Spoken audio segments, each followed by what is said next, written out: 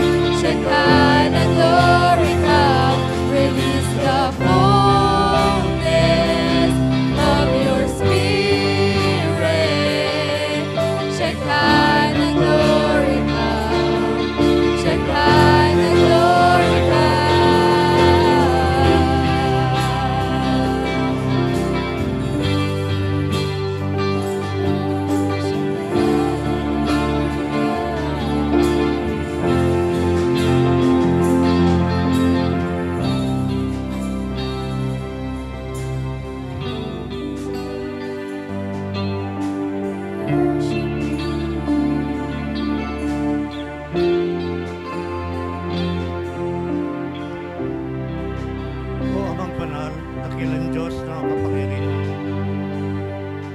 Sa oras ito, Panginoon, kami po'y nagpapasalamat dahil sa kalayaan na kami makadulog sa trono ng iyong biyaya. Nagpapasalamat, Panginoon, sa nakalipas muli isang linggo na kung saan, Panginoon, ay patuloy namin na pagtanggupayan ng mga pagsubok na aming kinaharap. At sa ngayon, sa oras nito, Panginoon, ay mayroon po kaming kalayaan na patuloy kami magpuri, magparangal at magpasalamat sa dakilang lumikha, ang Panginoon Jesucristo. Panginoon, sa oras na ito, wala kami ibang hangarin kundi ang malugod ka sa lahat ng aming gagawin, sa aming pag-aawitan, sa aming pananambahan, sa aming mga panalangin, at sa pagkikitungo namin sa aming mga kapatid sa pananampalataya kay Kristo Jesus.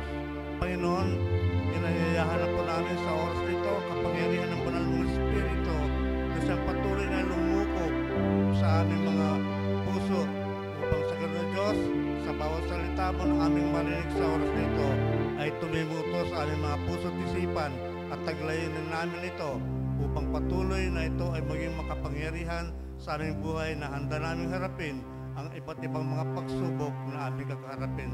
Panginoon, samahan mo po kami muli sa oras nito na patuloy na ikaw ang siyang aming mapapurihan, maparangalan at mapasalamatan. At ito po ang aming samod dalangin na may pasasalamat sa tanging pangalan ng Diyos Ama, Diyos Anak at ng Diyos Espiritu Santo. Amen.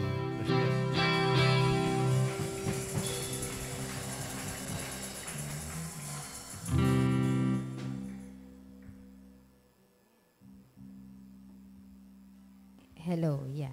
Amen. Amen. Hallelujah.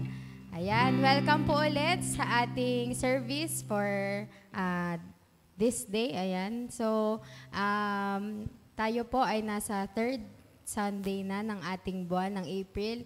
And next week po, tayo po ay mag-celebrate na ng ating anniversary.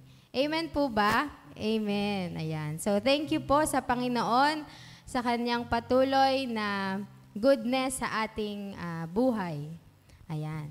So, ayan. Sino po ang pinagpala dito ng Panginoon? Pwede po bang sumigaw ng hallelujah? Hallelujah! Ayan. So, ayan. Nalulugod po ang ating Panginoon sa atin ngayon na tayo po ay nandito sa kanyang pananambahan upang alayan po siya ng papuri at pagsamba. Amen po ba? Amen. Ayan. So sa atin pong pagsisimula, inaanyayahan ko po ang bawat isa na batiin po natin ang ating mga kapatid. Kamayan natin sila, yakapin. I-welcome po natin sila sa ating pananambahan ngayong umaga. Ayan. Hallelujah.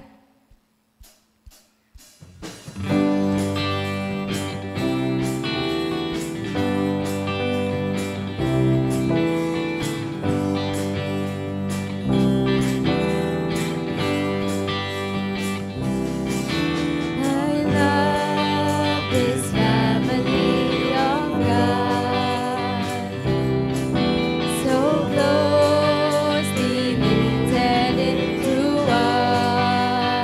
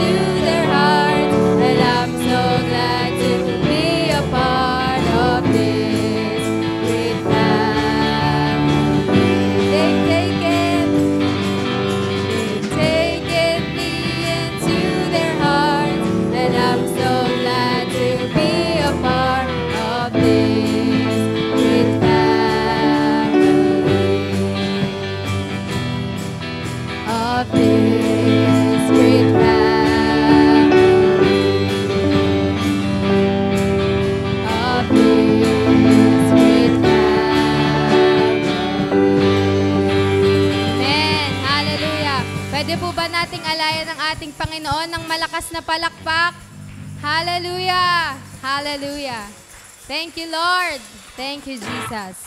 Thank you, Lord. Ayan. So, ngayon pong Sunday, di ba po, kapag tayo ay nag-celebrate ng ating worship service, inaalayan po natin ang ating Panginoon ng the best na papurit pagsamba. Amen po ba? Amen. So, inaasahan po ng Lord na lahat tayo na nandito ay ibibigay po natin ang the best na papuri para sa Kanya. Hallelujah. So, basahin ko lang din po sa inyo ang Psalms 100, verse 1. Shout for joy to the Lord, all the earth. Worship the Lord with gladness. Come before Him with joyful songs. Know that the Lord is God. It is He who made us and we are His. We are His people, the sheep of His pasture. Enter His gates with thanksgiving and His courts with praise. Give thanks to Him and praise His name. For the Lord is good and His love endures forever. His faithfulness continues through all generations. Yan. Amen po sa Panginoon. Hallelujah. Praise to you, O God. Thank you for your goodness. So, as we continue po to praise the Lord, let us give the best praises to the Lord as we sing this song. You are good, Lord. Truly, you are good. Hallelujah. Hallelujah. And we worship you this morning, O God. We worship you this day. Hallelujah.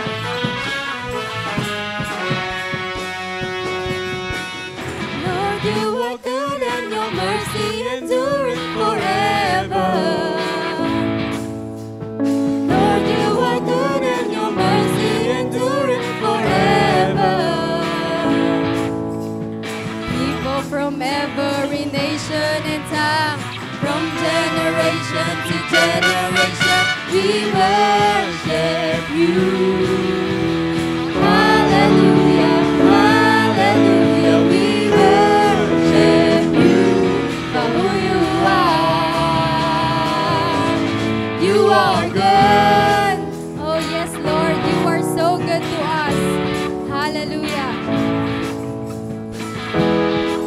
We worship you and we praise you this day. Hallelujah.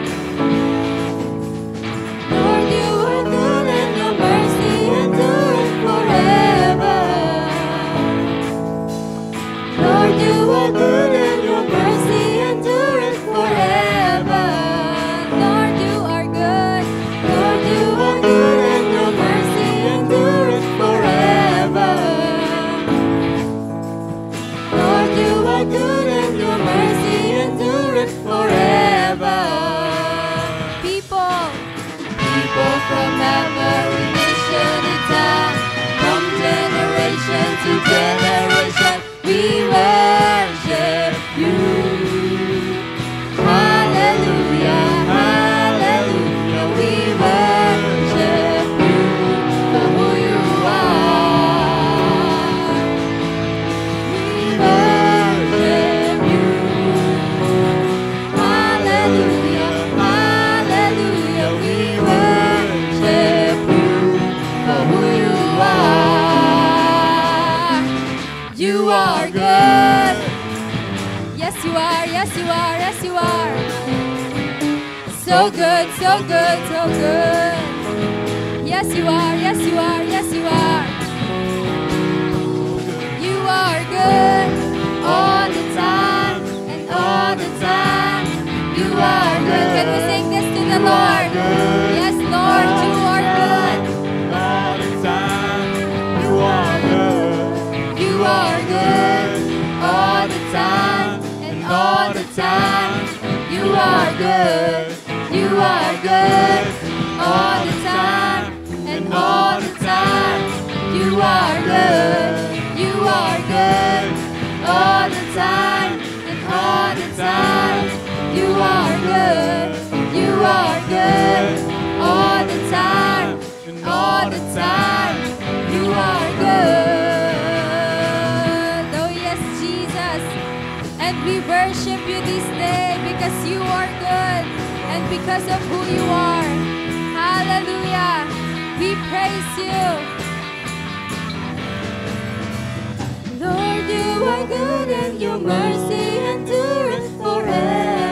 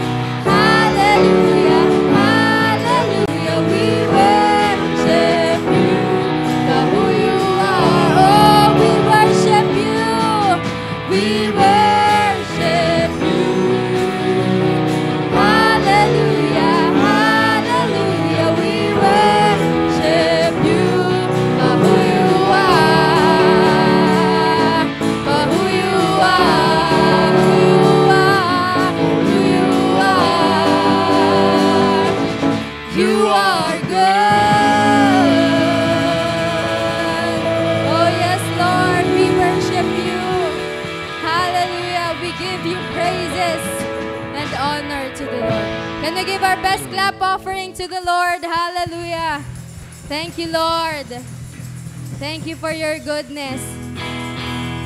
Hallelujah. As we continue to worship the Lord, pwede po ba tayong mag-isip ng mga bagay na ipinagkaloob sa atin ng Lord for this past week? Can we think of a answered prayer, a miracle, yung hindi naman natin hiningi pero pinrovide ni Lord, yung good health na na-receive natin, na nakakatayo tayo, nakakasamba sa Kanya ngayon, na itataas natin ang ating kamay. Can we think of the good things that the Lord has done in our lives? As we sing worship, as we sing our praises to Him, as we sing this song, can we just thank the Lord to our hearts? Praise Him in spirit and in truth. Sa kanya-kanya nating mga inuupuan, kanya-kanya nating tinatayuan, can we just worship the Lord? Thank you, Lord. Thank you for the blessings. Thank you for the good health, oh God. Thank you, Jesus. And most of all, Lord, thank you for the salvation that we receive from you. Thank you, Jesus. Oh yes, Lord. This day we will just continue to worship you. We will just praise your name, oh God. We will just lift your name up high. Yes, Lord. This service is about you, Jesus. Hallelujah. Thank you, Lord. Yes, Lord. Let's sing. I love you, Lord. I love you, Lord. Oh, your mercy never fails me. And all my days I've been held in your hands. From the moment that I wake up until I lay my head, oh, I will sing of the goodness of God. I love you, Lord. Oh, your mercy never fails me. In all my days I've been held in your hands. From the moment that I wake up until I lay my head, oh, I will sing of the goodness of God.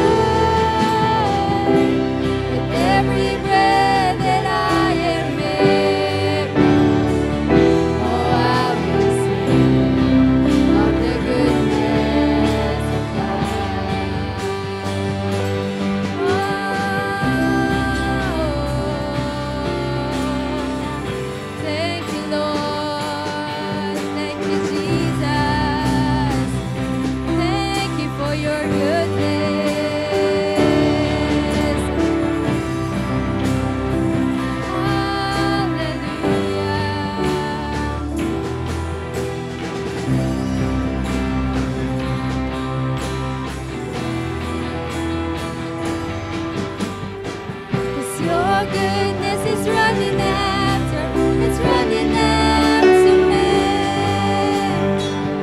Your goodness is running after, it's running after me. With my life laid out, I'm surrendered now. I'll give you everything. Your goodness is running after, it's running after me. Your goodness is running after, it's running after me. Your goodness is running after, it's running after me. With my life laid out, I'm surrendered now. I'll give you everything. Your goodness is running after, it's running after me.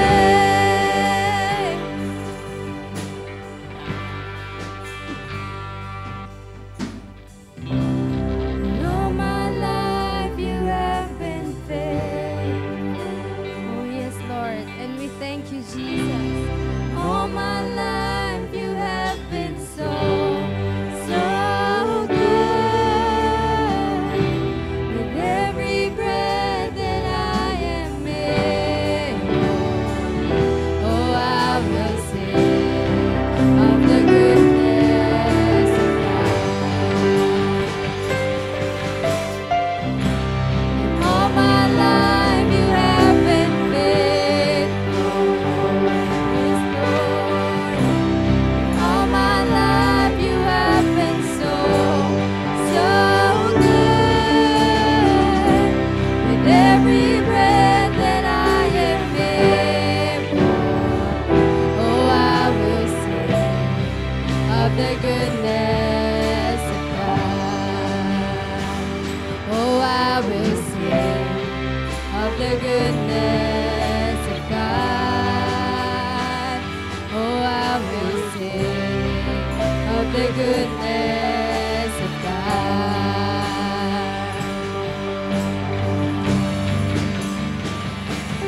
How great is our God? Sing with me, how great is our God, and all will see how great is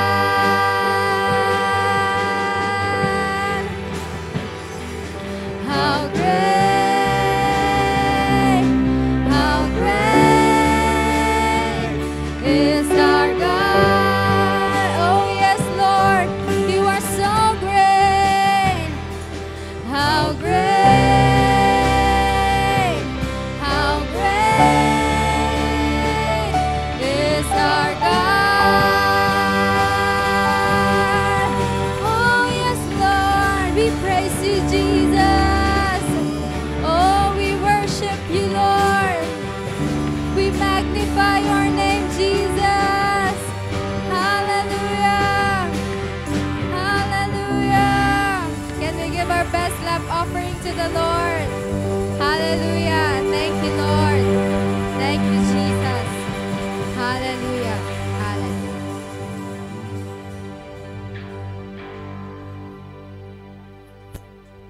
Praise the Lord. Pwede na po tayong makaupo.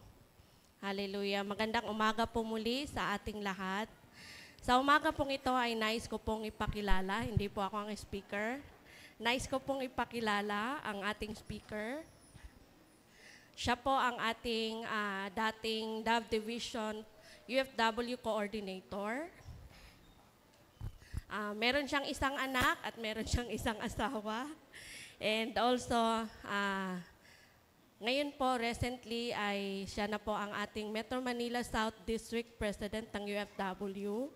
Tapos po, she is currently a Foursquare Bible College student ng Quezon City, ng Foursquare Bible College po. And then,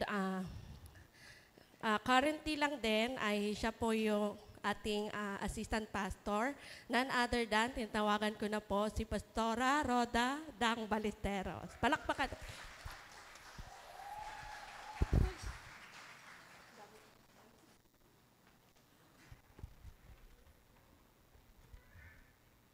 Bigla akong ninervyos yung pastora.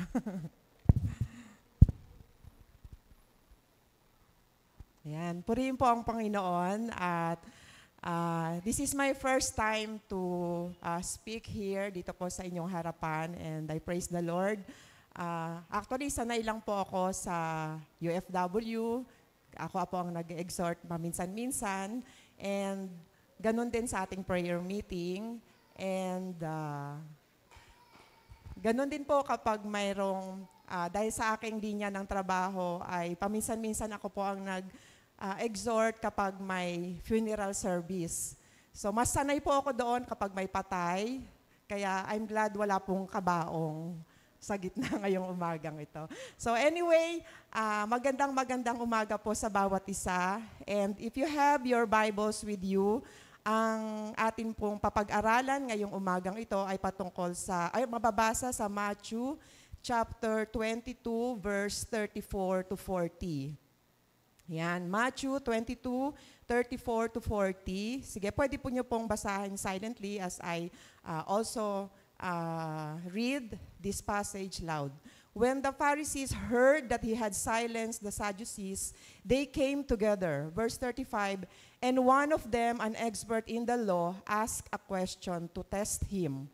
Teacher, which command in the law is the greatest? Verse 37, he said to him, love the Lord your God with all your heart, with all your soul, and with all your mind. Verse 38, this is the greatest and most important command. 39, the second is like it. Love your neighbor as yourself.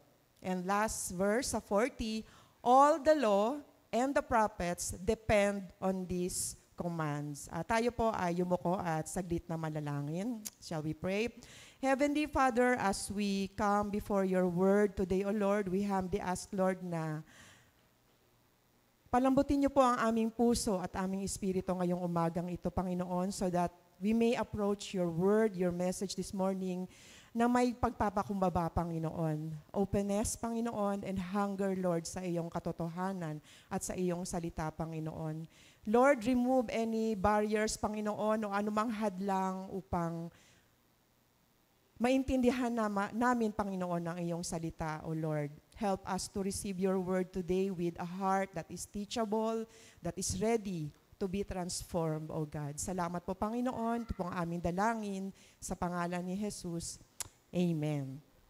Yan. So ang title po ng ating topic for today is The Basics of Genuine Christianity. So basics lang ang ating papag-aralan ngayong umagang ito. Ang Matthew chapter 22, bibigyan ko lang po kayo ng konting overview kung ano ba ang nilalaman ng Matthew chapter 22. Okay. So ang chapter na po ito po yung nagkakaroon ng mga exchange of views between the Pharisees and Sadducees and Jesus Christ. So nagkakaroon po sila ng mga sharing of beliefs or siguro ang purpose nila ay makipagbalitaktakan sa atin pong Panginoong Jesus. Okay? So kapag narinig po natin ang religious beliefs, mostly, or ang sikat na sikat po sa Bible ay ang Sadducees at ang Pharisees. So, for the information or siguro additional knowledge natin, bibigyan ko lang po ng konting description, sino ba itong mga Sadducees at sino ba itong Pharisees. Kasi most of the time, naririnig po natin ito sa ating mga preachers, sa ating mga pastor. So, ang Sadducees daw po were a powerful religious and political group in first century Israel. So meaning, sila yung sikat noong Old Testament. But their beliefs and practices sharply contrasted with those of the Pharisees. No?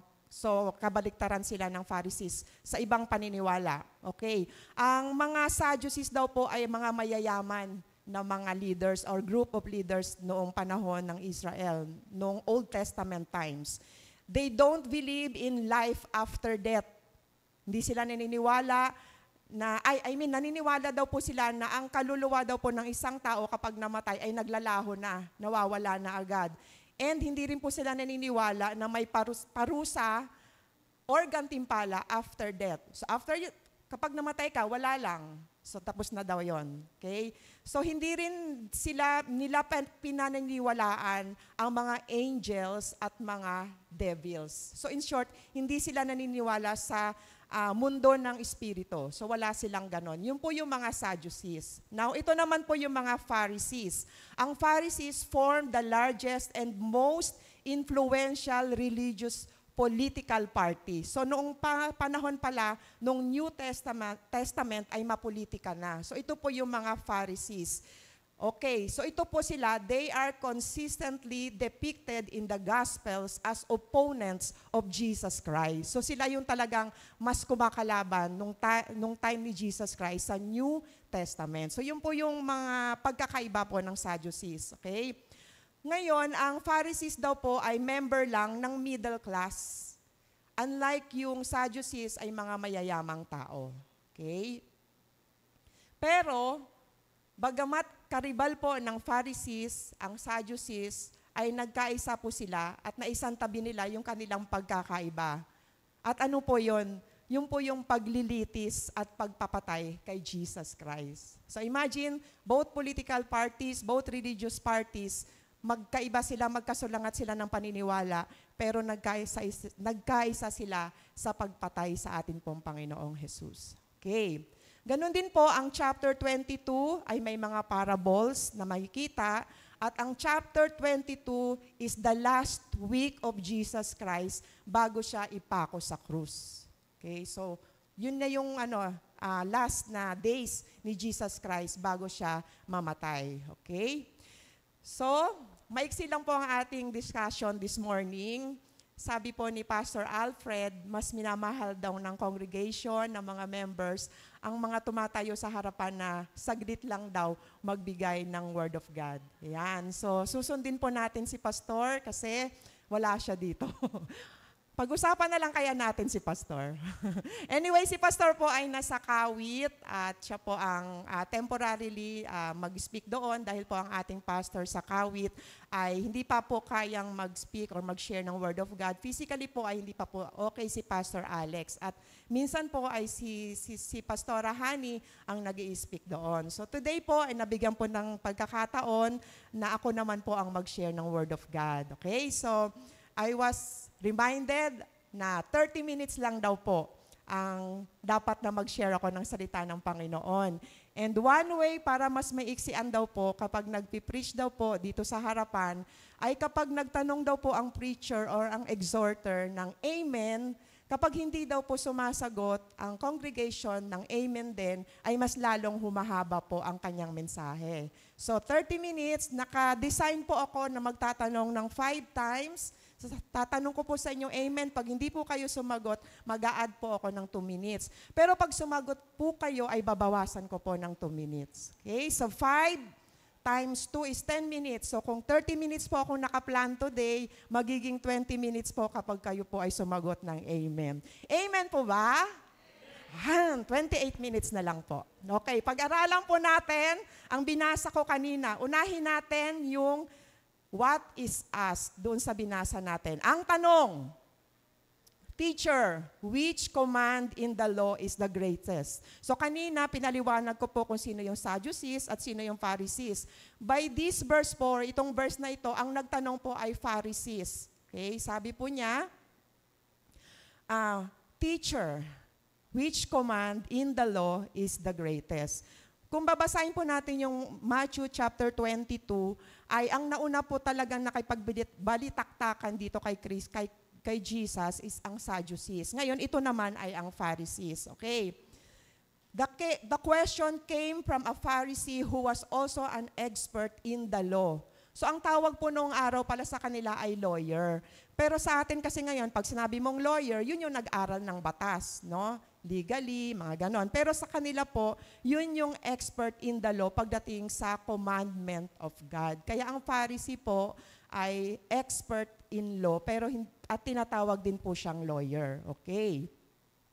Now, ang probable reasons why the Pharisee asked this question is number one, most likely this expert in the law would debate each other as to which of the Old Testament laws were most important. Ayan. So yun po yung isa most likely according to Bible scholars. Since, ayan, religious leaders like to debate things from time to time. So ganun pala sila, no? Kapag, parang ngayon, ganun pa rin yata, no? Ang ibang mga religion. So, although tayo ay hindi po tayo mahilig makipagdebate sa ibang religion. So ganun po ang purpose ng Pharisee, kaya niya kinwestiyon ito kay Jesus Christ. And number two, perhaps they thought Jesus might bring clarity. No? So ito ang probable reasons why the Pharisee asked that question. Now, Jesus didn't seem to mind this question. No matter what the intentions of Pharisees are, sinagot po niya ito ng straightforward. No? Nung tinanong po ng Pharisee, nakita pa rin po natin ang paggalang ng Pharisee. Di ba sabi niya, Teacher. Ayan. And, Teacher, which command in the law is the greatest? So, this question is pertinent for the church today. Bagamat hindi po tayo kasama nung time na yon, nung tinanong ng Pharisee, ang question na ito kay Jesus Christ ay magbe-benefit din po ang question na ito sa atin ngayon. Okay? So, paano po sinagot ni Jesus Christ? Ang sagot, what is the answer? Ang sabi po ni Jesus Christ sa verse 37, love God. Love the Lord your God with all your heart, with all your soul, and with all your mind. At sinundan niya po ito, no? This is the greatest and most important command. So as we see, ay sinagot po ito ng Panginoong Jesus yung question na ito ng isa pang tanong. Minsan may mga pilosopo, di ba, na kapag may nagtatanong sa atin, patanong din ang ating sinasagot. So dito po makikita natin na sinagot po ng diretsahan ng Panginoong Jesus ang question na ito. He says, to love God with all your heart, with all your soul, and with all your mind. So basically, ang sagot po ng Panginoong Jesus dito ay, love God with everything in you, with everything in us. Okay? Ngayon, ito din pong sagot actually ni Jesus Christ. Ito rin daw po yung command na tinatanggap din daw po ng Jewish leaders or mga teachers noong araw or nung unang panahon, nung Old Testament time. So, there's a big possibility po na tinatanggap po ng mga tao nung time na yon ang sagot ng ating pong Panginoong Jesus. So, mababasa po actually yon sa Deuteronomy, no? Kung may matatandaan kayo sa Deuteronomy chapter 6, verse 5, meron din pong nakasulat doon na love the Lord your God with all your heart, with all your soul, and with all your strength. So this is what the Jewish people called the Shema. S-H-E-M-A. So most probably ay katanggap-tanggap sa kanila ang sagot ng ating pong Panginoong Jesus. Okay? Now sabi ko nga kanina, the church, tayo ay magbe-benefit dun sa sagot ng ating pong Panginoong Jesus. We need to love God with all our heart, with all our soul, and with all our mind. So ano ba yung heart? Heart, loving the Lord with our whole being. And it begins from the heart, mula sa puso. This means from our inner being, with all your heart, Hindi po lukewarm ang pagmamahal natin sa Panginoon. Hindi po half-hearted ang pagmamahal natin sa atin pong Panginoon. Hindi po 90%, hindi po 95%, kundi 100% po ang ating pagmamahal sa ating pong Panginoon. Next, soul. We need to love God more than our own lives. No, we must be ready to give up anything at the command of God. No? For example, comfort, na kahit mainit po, blessing po sa atin na aircon po ang ating simbahan. Pero kahit wala po tayong aircon, hindi po air-conditioned ang ating church, ay magsisimba pa rin tayo because we love God. At the comfort po una at joy. No, isasantabi po natin ang joy at the command of God because we love God. Na kahit may mga special events po from 9 a.m. to 11 a.m. sa ating work, sa ating kumpanya, kahit may special events po ang ating pamilya, but because we need to love, we need to go to church because we love God, ay isasantabi po natin yung joy na yon dahil alam naman po natin na mahal po natin ang ating pong Panginoon. So we are willing to give up our comfort, our joy at the command of God. At dun sa mind naman to, with all your mind, ayan, to love God with all one's mind means taking an interest in God. Na may interesado ka na makilala mo lalo ang atin pong Panginoon. Dedicating our minds to know God more and more. Sabi nga po, to know God more is to love God more. So, hindi lang yung pagkakilala natin sa Panginoon nung una tayong tumanggap sa Kanya na siya yung ating Creator. No? Habang tumatagal po tayo, habang uma-attend tayo ng mga worship services, habang nagbabasa po tayo ng salita niya, nakikilala po natin siya, na siya po ay ating dakilang Ama. He's the El Shaddai, ating dakilang manggagamot. He's our provider. El Elyon, El Shaddai. Unti-unti po, lalo pong nakikilala natin ano po ang mga attributes ng atin pong Panginoon. Okay? So, after masagot ni Jesus Christ, yung Pharisee na nagtatanong, kasi ang tanong lang naman, what is the greatest commandment, di ba? Pero, sinundan po yon ng ating pong Panginoong Jesus. At yon ang answer number 2. Ang sabi po ni Jesus Christ sa verse 39, the second is like it. Love your neighbor as yourself. Ulitin ko po, love your neighbor as yourself. So Jesus gives them more than what they are asking for. Isa lang ang tanong, pero may pangalawa pong sagot ang atin pong Panginoon. Mga kapatid, we must love others. We must love our neighbor. No? Alam ko po, most of us don't have problems with loving ourselves. Hindi po problema yon, di ba? Na mahalin natin ang ating sarili. Mahirap bang mahalin ang ating sarili? Di ba hindi? Kasi alam natin na naturally it will come out mahal mo ang sarili mo. Kapag nauuhaw ka, papainumin mo ang sarili mo. Kapag gusto mong magkape, nagkakape ka. Pag gusto mong mag-jogging, nagja-jogging ka. Ganun mo kamahal ang sarili mo. Pag gusto mong matulog at inaantok ang sarili mo, matutulog ka. Okay? Kung gusto mong bilhan ang sarili mo ng bagong cellphone, ginagawa mo, bibigyan natin ng sarili natin ng bagong cellphone. Pero, hindi naman po yung tinutukoy dito na mahalin mo ang iba as thyself. Bibigyan mo rin siya ng bagong cellphone. Hindi naman po yun. Ito po yung ibig sabihin na we need to demonstrate our love to others. Hindi po tayo mga suplada. Yan. Madali po tayong lapitan. Loving others means the way that you think about yourself all the time, the way that you meet your own needs. Think that way towards others also. So, isipin po natin lagi yung kalagayan din nila. Okay? So, Jesus says to love our neighbor as we love ourselves. Mahirap po ito, pero nandiyan po ang Panginoon upang kayanin natin na mahalin po ang ating kapwa, ang ating pong kapitbahay. Okay. So sa verse 40 po, meron pong kinunclude ang ating pong Panginoong Jesus. Sa verse 40, sabi niya, all the law and the prophets depend on these commandments, on these commands. Sa Tagalog, sa dalawang utos na ito, nakasalalay ang buong kautusan ni Moses at ang katuruan ng mga propeta. So dito po natin makikita that Jesus declares before all the religious leaders at that time and by the power of the Holy Spirit that everything else in all the commandments, it depends also on the two commandments. Nag-isa lang po talaga. At yun po ang strong statement po na inihayag po ng atin pong Panginoon. So if Jesus says that these commandments sum up all the law, nagsasummarize na daw po ng all the law, we can therefore say that they are a good goal for us Christians today.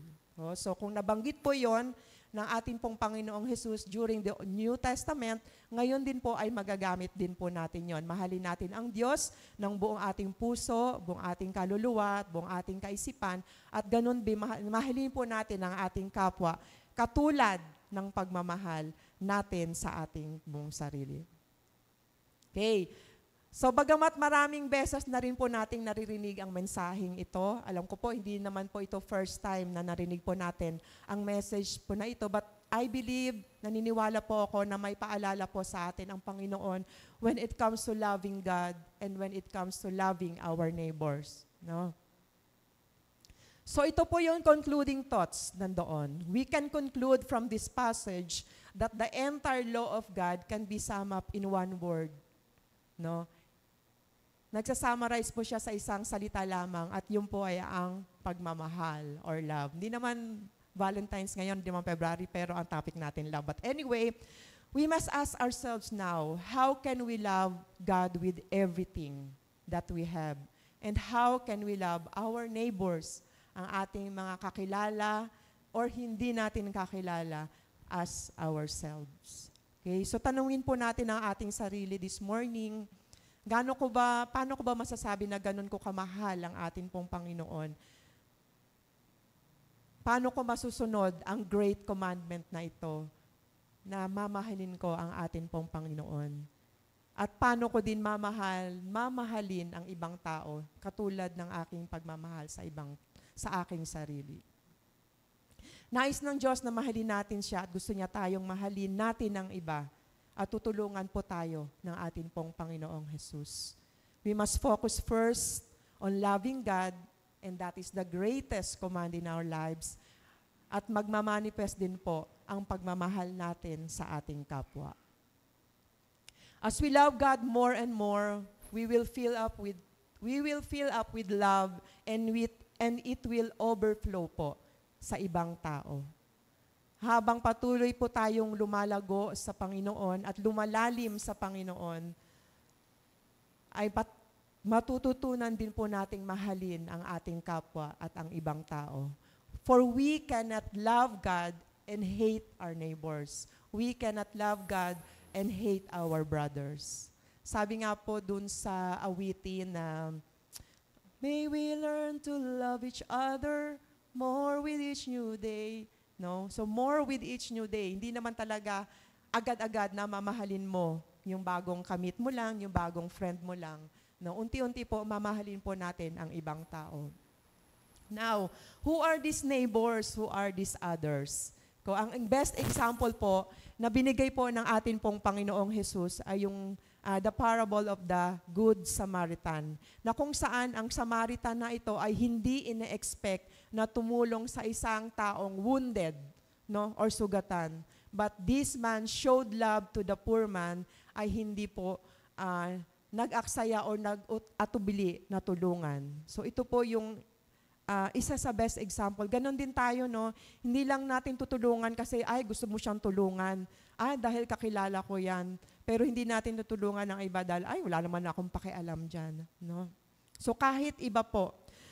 Okay, aminin man natin o hindi, one way or another, sometime in our lives, ay nagkaroon po tayo ng kagalit or kaaway politically.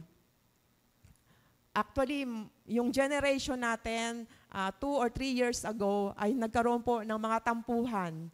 No? Although nung time po ni Marcos, ang tawag sa kanila ay loyalista. Yung pong Marcos Sr., nagkaroon din na po ng mga iringan, pero hindi ganon kagrabe. Pero nung time po, nila Digong, at sino ba yung kalaban ni Digong noon? Si Ninoy, anyway. Marcos, Ninoy, then Digong, Pinoy, something like that, and then Lenny. Kahit ako po ay naapektuhan nung ganong mga senaryo, one way or another, ay nagkaroon po tayo ng mga kahit papaano katampuhan politically because of our political views na magkaiba. Pero po, sana po ay tapos na yung ating mga tampuhan. Politically po, kahit nagkakaiba tayo ng views, ay magkakapatid pa rin po tayo sa Panginoon. We love our brothers and we love our sisters in the Lord. And Jesus wants us to love other Christians no matter what. No? Ano man yung mga views natin sa buhay. Sabi po sa 1 John 4:7 and 8, no? Beloved, let us love one another. For love is of God, and everyone that knoweth is born of God. So that brings us to our bottom line that we can summarize this passage. The greatest task for us is to love God and to love others. And that is the basics of genuine Christianity. Okay? So last po, ito yung mga applicational steps. Paano ba natin mahalin ang Panginoon at paano natin mamahalin ang kapwa natin? Okay? Our love to God is a reflection of God's love to us. It is our response to His goodness and kindness. Number 1, I pray. Mapapakita po natin ang ating pagmamahal sa Panginoon sa pamamagitan po ng panalangin. It is a spiritual communication between man and God, a two-way relationship where man talks to God and listens to Him. So example po ay yung atin pong mga anak. No? Baka hindi po natin kinakausap ang ating mga anak. Ganun po tayo sa atin pong Panginoon, baka hindi po tayo nagpe-pray. So we need to pray. No? Sa mga mag-asawa, dapat po ay constant ang communication. Okay? Sa magkakapatid, importante po na mayroon pong communication. So ganun din po sa Panginoon, let us start taking action sa ating pong paggugol ng time sa pananalangin. And that is showing our love to our God. Next, read the Word of God and meditate on it. Nawa tayo po ay matutunan na magbasa ng salita ng Panginoon, memorize a verse or a passage. Bakit po natin matuturing na ang pagbabasa daw ng salita ng Diyos ay mapapakita din dito sa action na to, ang pagmamahal natin sa ating pong Panginoon? For it brings you closer to God. No, it brings us closer to God, na hindi lang siya Diyos, kundi isang kaibigan, tutulong at magpro-provide ng iyong pangangailangan. Reading the Word of God provides comfort and guidance. No? Lahat po tayo darating ang point na may mga mabibigat na pinagdadaanan. Pero kung may alam ka sa salita ng Panginoon, ito yung mag-guide sa'yo. Ito yung magbibigay ng comfort sa'yo. And by reading the Word of God, dito din po natin mapapakita ang paglago natin spiritually. So let's have time to read the Word. Also, let's have a goal to fast and seek God. No? Fasting. Kung hindi po natin ito nagagawa, let's have a goal to fast and seek God. Ang pagpa-fasting daw po strengthens our spirit and weakening the flesh or weakens the flesh. Bakit po? Kasi po tayong mga Kristiyano ay target ng kaaway pagdating po sa mga temptations at trials. Kaya one way para ma-strengthen po ang ating spirit ay ang pagfa-fast. And another po, para po mapakita natin ang ating pagmamahal at para lumago pa ang ating pagmamahal sa Diyos ay live the Word of God. Isa pamuhay po natin ang salita ng Panginoon. Loving God involves giving our lives in worship and in service to Him. We will follow His commandment. We will act according to His will.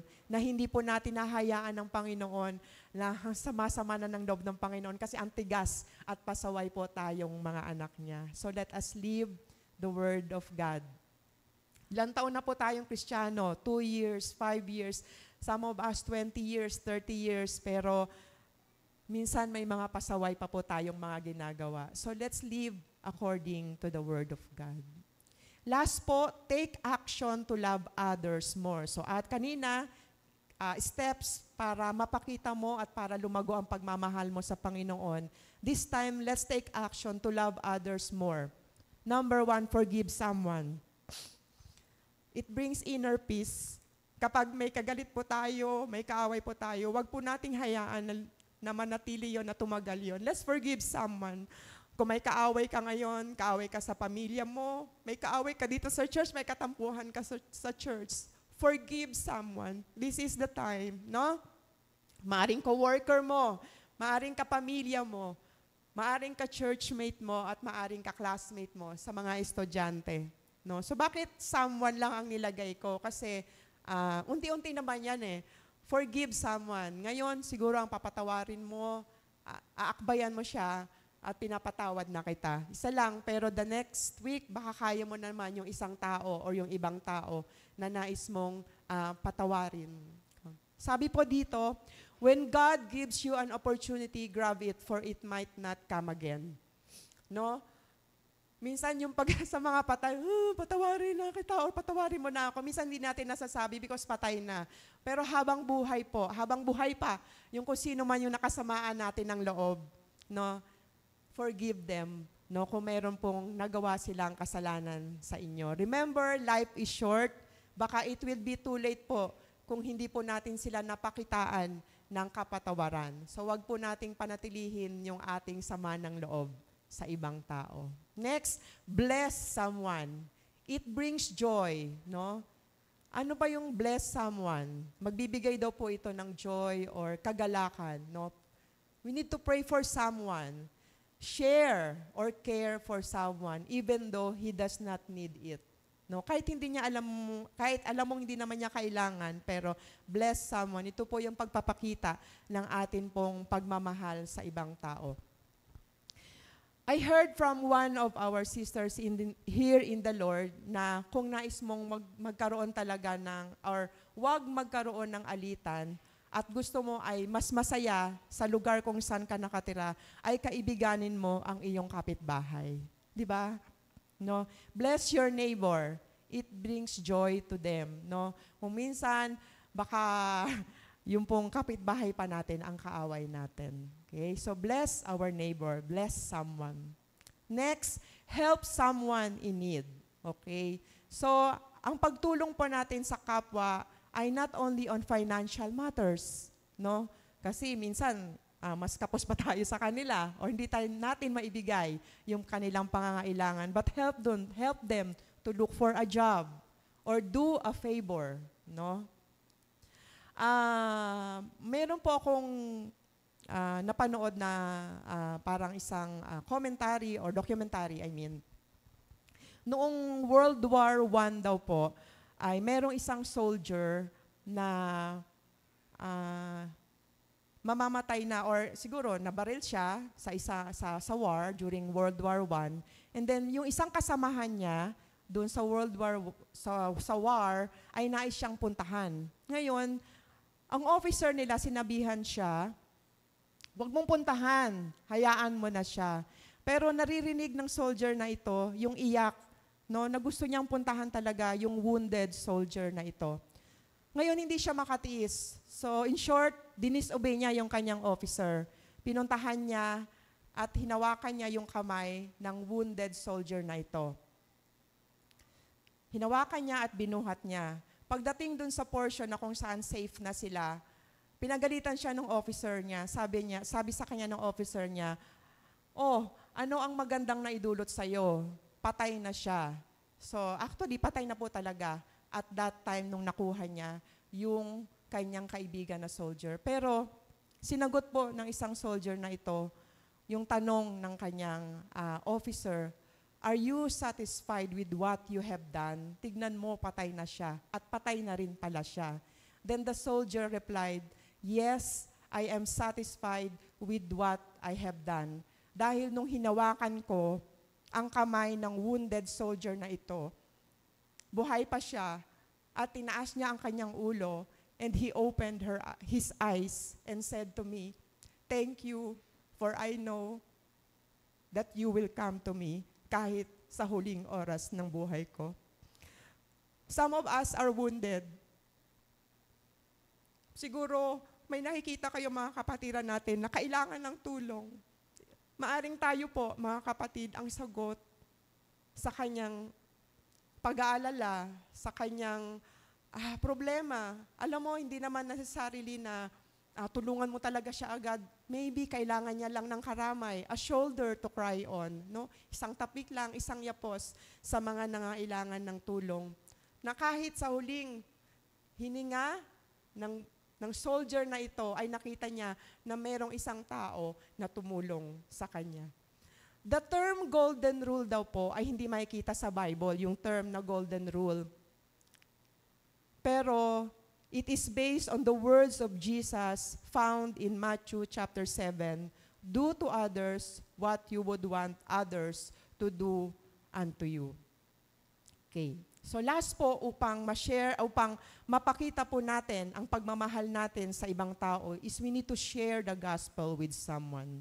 No? This will lead to righteousness and salvation. At ito po ang isa sa pinakamahirap gawin ng isang Kristiyano. But if we love God, we will share the gospel with someone. No?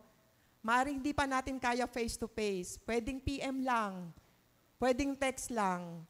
Or pwedeng i-invite po natin yung isang tao na alam nating hindi pa nakakilala sa Diyos. Invite natin for a coffee time. And let's share the gospel. God's love is evidence in us as we communicate His gospel. Ask yourself, tanungin natin ang ating sarili, ilang taon na ako sa Panginoon, meron na ba akong nadalang kaluluwa? Ilan na ang nadala kong kaluluwa sa Panginoon? 1, 2. If wala pa po, let's take action. Pwede po nating unahin yung ating pinakamalapit na kapamilya, kamag-anak, kaibigan. Imagine your life in heaven at imagine niyo rin yung life ng inyong kapatid na nasa hell. 'Di ba? Ang sakit at ang kakasama ng loob. So yun po yung ating motivation. Unahin po natin na sharean ng gospel ang ating kapamilya, family members, relatives, and friends. No? Share the gospels to others at share po natin ang buhay na kung saan may kasama tayo si Kristo sa ating buhay. In conclusion, true followers of Jesus strive to love God and strive to love others. Kung totoo po tayong talagang follower ng atin pong Panginoong Jesus, we will strive to love God and to love others. Na hindi po natin nahayaan na mamuhay ng hindi po ayon sa kalooban ng Diyos. Na hindi po natin nahayaan na ang mga sarili natin ay tumahimik lamang at walang madalang kaluluwa man lang sa kaharian ng Diyos. Let us remember that God's kingdom is all about loving God and loving people. Yung kingdom po ng Panginoon, wala kasing hatred doon eh. So, puro pagmamahal lamang. Parang, may kanta, no? Sana'y pag-ibig na lang, di ba? Loving God and loving people. So, if you're not yet a true follower of God, believe that you will experience no greater love than the love of God. And He can change your heart to love Him and to love others. And that is the basics of genuine Christianity. Loving God and loving people or loving others. Mahirap gawin perfectly ang pagmamahal na dapat nating ilaan sa Diyos, but through His help and power ay magagawa po natin yon. Amen? Saglit na lang. Mahirap gawin na mahalin ng ibang tao katulad ng ibinibigay ng pagmamahal natin sa ating sarili. But if we earnestly seek His grace and help, we can demonstrate love and concern regardless kung anong status ng buhay ng ating kapitbahay ng ibang tao. I've been serving the Lord now for more than half of my life. And this message strikes me, no? I'm learning of loving God more and more. And I'm learning loving God and loving others, no, as myself. Ang hirap. Ganun ba ang pagmamahal ko kay Sister Raquel, kagaya ng pagmamahal ko kay Sister Remy or kay Lolong. Di ba? Hindi, kasi Raquel is a friend of mine. Pero sabi dito, love others. Demonstrate love to other people. No?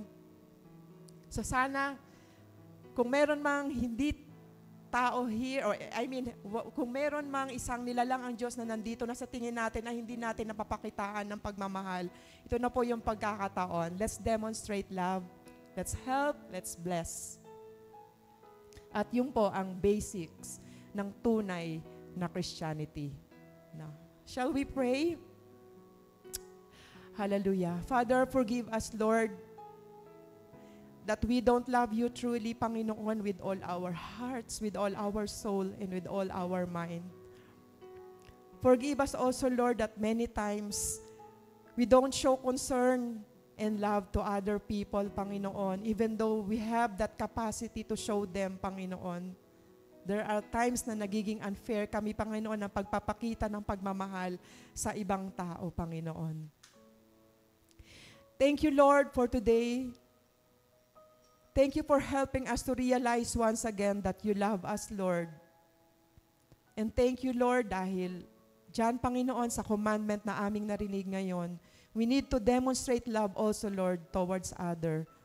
No matter, Panginoon, anuman yung kanilang beliefs, Panginoon, or pagkakaiba sa amin, Panginoon, we need to demonstrate love to other people. We pray, Lord, that our capacity to love you and to love others, Lord, will grow from day to day, Panginoon, habang kami po, Lord, ay nabubuhay sa mundong ito. Lord, help us to realize and live, Lord, what we have learned from your words today, Panginoon.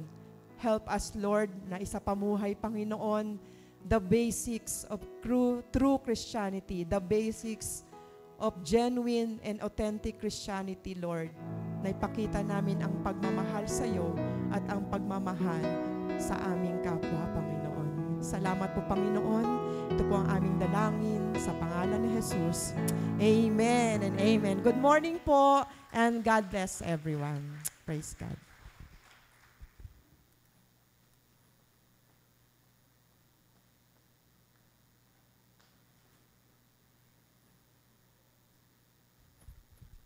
Good morning po sa ating lahat at maraming salamat po sa mensahe ng Panginoon na ating narinig sa umagang ito. Tunay nga na our God is God of everything, no? And salamat sa pag-ibig ng Panginoon na ipinamalas niya po sa atin. And doon po sa mensahe ni Pastora Dang po ay may iniwan siyang tanong. So, paano nga ba daw natin ipapahayag yung pagmamahal natin sa Panginoon at yung pagmamahal natin sa ating kapwa? And through our tithes and offering is one way of showing our love to our God and sa ating mga neighbors. So sabi nga po, nagbigay po ng 2 great commandments po kanina sa ating mensahe, no? But it doesn't mean na i-ignore na po natin ang ibang commandments ng Panginoon or ang ibang mga pinag-uutos sa atin ng Panginoon. And I would like to share to you yung sa Leviticus po, chapter 27, verse 30. Sabi po dito, a tithe of everything from the land, whether grain from the soil or fruit from the trees, belongs to the Lord. It is holy to the Lord. So, lahat nga po ng 10 bahagi ng mga naging bunga or binhi or bunga natin ay para po sa Panginoon. So, our God is a rich God, no po? And He does own everything. Lahat po ay pag-aari niya. We give tithes not because God needs it, but to worship and to obey Him. So yun po yung dahilan kung bakit tayo nagbibigay ng 10 bahagi ng ating mga bunga. No po? So giving tithes and offering is one way for us to express gratitudes and trust in God's provision. So now, there is also offering, no? So, meron pong tinatawag na special offering, which is above or beyond pa dun sa ating tithe. So, more than dun sa tithes natin. And we have the special offering po for the specific needs po ng ating church. Katulad po yan ng missions. No po? So, katulad po ngayon ay third Sunday of the month, and we practice giving our special offering po for our missions. So, ang purpose po niyan is to help the meaningful work of our God, no? Or meaningful work po ng God's kingdom. So, when we give with cheerful heart, we are participating in God's work, and we support the missions of our church, no? So, let us give generously po. Every time we give po, make sure na nandyan po yung joyful heart natin sa pagbibigay, no? At yun pong ginagawa natin yon ay we know that we make difference in the lives of others and bring blessing upon ourselves po. So nawa po, as we give this morning, no, alam ko po na nakaprepare na po yung inyong mga tithes and offering, and nawa as we give to God, nandyan po yung ating cheerful heart. No po? Sabi nga po sa 2 Corinthians 9:7, God loves a cheerful giver. Amen po? So, mari po ba tayong tumayo at manalangin bago po natin ibigay ang ating mga tithes and offering? Again po, yung dalawang basket po ay para sa ating tithes and offering, at yung sa gitna po ay para po sa ating mission. So, let us pray po. Hallelujah. Dakilang Diyos, Ama naming makapangyarihan sa lahat, tunay nga na nagpapasalamat kami sa kabutihan mo at sa katapatan mo po sa bawat isa sa amin. Lord, dalangin namin as we give to you our tithes and offering, Lord God, tunay nga na maging katanggap-tanggap, Panginoon, ang lahat ng mga offerings na ito, Panginoon, para sa ikalulugod mo at kaluluwalhati ng iyong pangalan, Panginoon. Lord God, dalangin namin, Panginoon, na ang bawat halaga, Panginoon, na malilikom na ito, Panginoon, ay patuloy na magamit sa expansion ng iyong kingdom dito sa lupa, Lord God.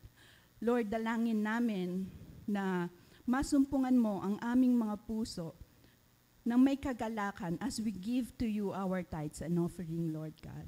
Lord, tunay nga na ang mga kaloob na ito at ang mga offerings na ito, Panginoon, ay ibinibigay namin ng buong puso, Panginoon, Lord God, para sa ikaluluwalhati mo, Lord God. Muli, ang papuri, ang parangal at pasasalamat ay ibinabalik namin sa tanging pangalan ng iyong anak na si Jesus. Amen and amen po.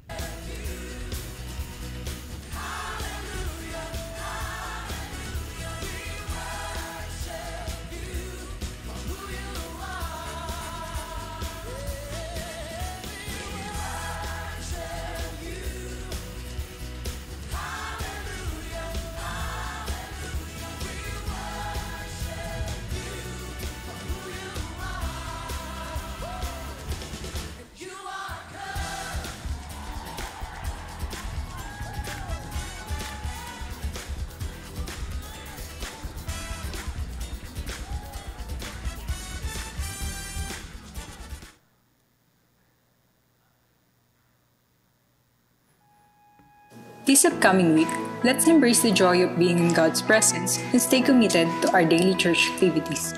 Don't forget to save the date for next Sunday worship at CCFGC, starting promptly at 9 a.m. It's a wonderful chance for the entire family to come together, wake up early, and dress in their best attire. Let's gather together for worship, prayer, and receiving God's Word. If you are unable to attend the face-to-face worship service due to work or other commitments, you can still be a part of the service by tuning in to the live stream on the CCFGC Facebook page. This way, you can join in the worship and stay connected with the church community even from a distance. If you miss our on-site or online service, join our video premiere at 6 in the evening. Open your Facebook account and search for the CCFGC Facebook page, making it easy for you to catch up for our worship service. We want to pray with you in agreement and celebrate your victories. Join us for our midweek service on Wednesday at 7 p.m. in the sanctuary, where we will come together as a community for corporate prayer. This gathering reflects the unity and devotion to prayer that we see in Acts chapter 2, verse 42, where the early church gathered to pray together. Share your prayer request with our CCFGC Family GC beforehand to support and uplift one another in prayer. We also invite those available on Saturday to join us for Dawn Watch Prayer at 5 a.m. Let's gather and witness the captivating sunrise while uniting in prayer, expressing our gratitude and awe for the wonders of the world around us. It's a special opportunity to appreciate and connect with the splendor of God's creation. Jesus loves the children, and so do we. Bring your kids with you and let them join our Sunday school class located on the ground floor. Our class offers an exciting and interactive lessons that includes engaging arts and crafts activities. It's a wonderful opportunity for them to learn, have fun, and grow in their faith. Our dedicated Sunday school workers are excited to meet them. Calling all the teenagers out there, the CCFY Squad is here to support you. Join us every Thursday for our online fellowship by Discord. It's a fantastic chance to connect with peers who share your beliefs and grow closer to God. Approach our friendly squad leaders for more info. And don't miss out on this opportunity to join the CCFY Squad. Every third Sunday of the month, we have the face-to-face fellowship for UFM, the gentlemen of our congregation, UFW, the lovely ladies here at CCFGC, and SKC, the little light bearers of our community. Stay a bit longer after the service and find inspiration in the discussion designed for UFM, UFW, and SKC respectively. And of course, we will not let the young ones be left behind. CCFY Fellowship is scheduled every fourth Sunday of the month. That's all for this week. Stay connected in all our activities. Let us all go wider this year. Have a great week and God bless us all.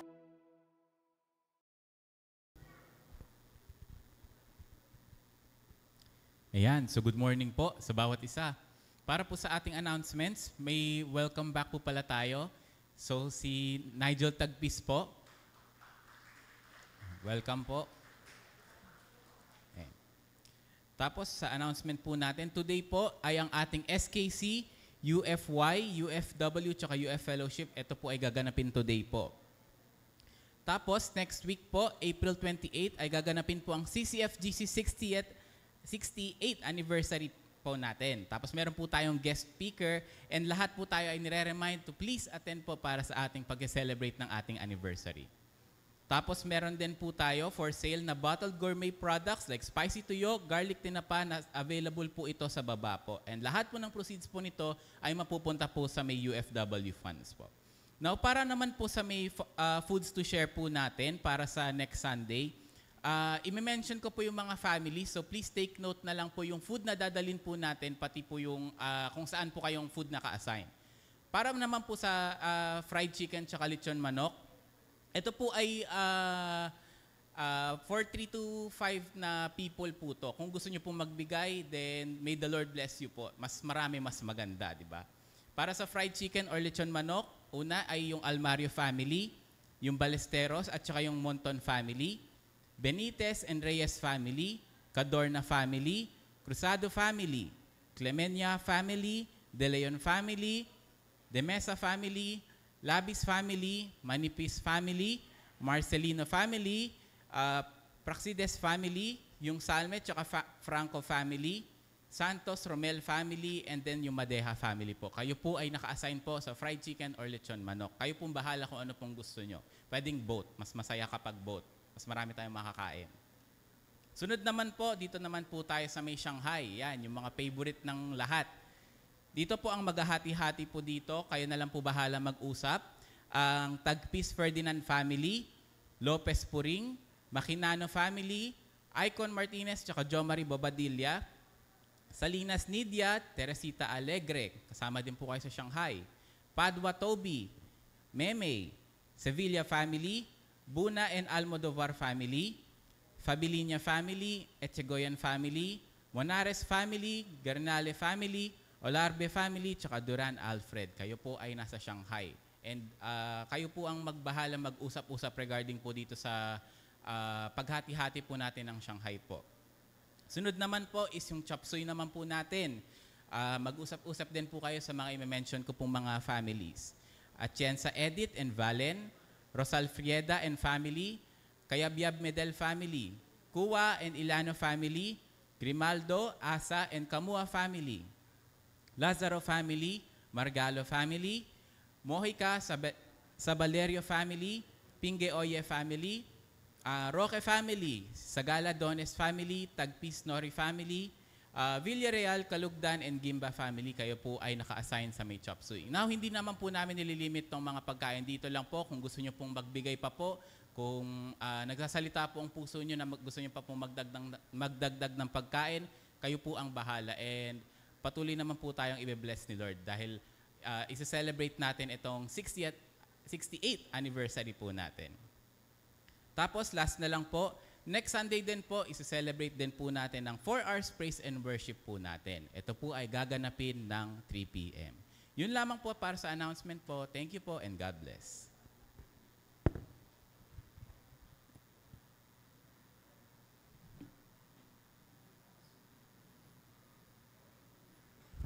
Yan, amen po. Thank you po sa pag-announce ng pagkain, Char. Pa-lunch na, medyo nagutom ako dun sa announcement. Charot. So, sige po, tayo na po tayong lahat. Ayan, so ready na po ba tayo mahalin ng ating neighbor? Pag-uwi po natin, ready na po ba natin silang batiin? Amen po? Amen. Ayan. Sige po, bago po tayo magwakas sa panalangin, awitan po natin ulit ang ating Panginoon. Ayan. Hallelujah. Thank you, Lord.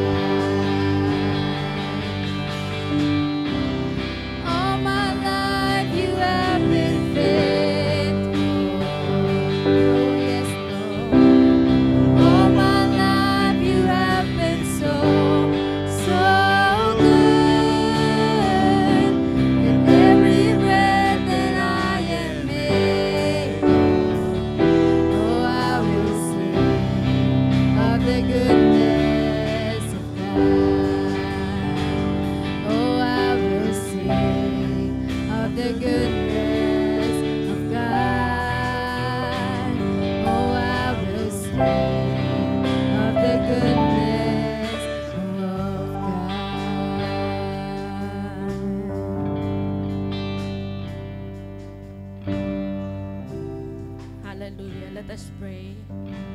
Hallelujah, Jesus. We praise you, Lord. We glorify your holy name, Father, this morning. Amin ka pong tinataas, Panginoon, at pinapasalamatan sa umagang ito, O Diyos. Salamat, Lord, sa pagsama mo sa aming panambahang ito, O Diyos. Salamat, Lord, sa pagkilos mo sa buhay ng bawat isa, Panginoon. Lord, dalangin ko ang pag-iingat ng bawat isa, Panginoon, sa kanilang pag-uwi, O Diyos. Salamat sa mga anghel mo na gamitin mo, Panginoon, para sila ay mailigtas sa kanilang pag-uwi. Safe and sound, Panginoon, sa kanilang tahanan, O God. Lord, I declare blessing to each one of us, O God. Salamat, Panginoon, sa isa na namang linggo na andyan ang paggabay mo sa bawat isa, O Diyos. Salamat, Lord, sa protection mo sa lahat ng nagtatrabaho, Panginoon, sa lahat ng nag-aaral, O Diyos, sa lahat ng nagnenegosyo, Panginoon. Lord, pagpalain mo ang tahanan ng bawat isa, Panginoon. Bikisin mo ng pagmamahal ang bawat pamilya, O Diyos. Nawa ay maranasan nila ang pagpapala na nagmumula sa iyo, Panginoon. Maranasan ng bawat isa ang kagalingan na nagmumula sa iyo, Panginoon. Lord, salamat. Salamat sa paggabay mo. Salamat sa pagmamahal mo. Salamat sa pagpapaalala mo, O Diyos, sa banal mong salita na wala kaming magagawa, Panginoon, kung wala ka sa buhay namin. Lord, purihin ka sa umagang ito muli. Tinataas namin at binabalik ang mataas na papuri sa buhay mong pangalan, sa pangalan ni Jesus. Amen and amen. Hallelujah. Good morning po, everyone.